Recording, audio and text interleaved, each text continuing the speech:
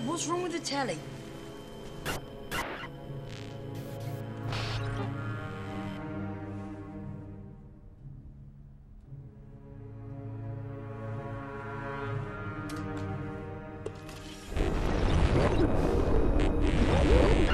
Good evening, London.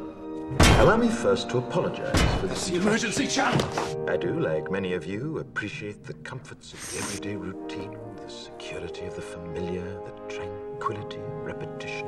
Bloody hell. I enjoy them as much as any bloke.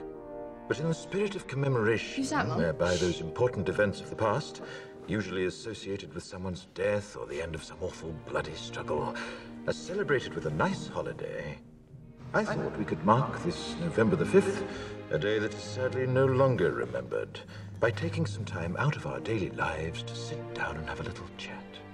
There are, of course, those who do not want us to speak. Let me think, just let me think. I suspect even now, orders are being shouted into telephones, and men with guns will soon be on their way. It's Chancellor Sutler. Damn it! Why? Because while the truncheon may be used in lieu of conversation, words will always retain their power. Words offer the means to meaning, and for those who will listen, the enunciation of truth. And the truth is, there is something terribly wrong with this country, isn't there? You designed it, sir. You wanted it foolproof. You told me every television in London. Cruelty and injustice, intolerance and oppression. And where once you had the freedom to object, to think and speak as you saw fit, you now have censors and systems of surveillance. How did this happen? Who's to blame? Well, certainly there are those who are more responsible than others, and they will be held accountable. But again, truth be told, if you're looking for the guilty, you need only look into a mirror. I know why you did it. I know you were afraid. Who wouldn't be? War, terror, disease. There were a myriad of problems which conspired to corrupt your reason and rob you of your common sense. Fear got the best of you, and in your panic you turned to the now High Chancellor Adam Sutler.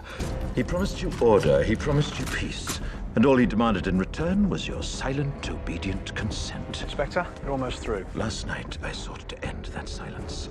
Last night I destroyed the Old Bailey to remind this country of what it has forgotten. More than 400 years ago, a great citizen wished to embed the 5th of November forever in our memory. His hope was to remind the world that fairness, justice, and freedom are more than words.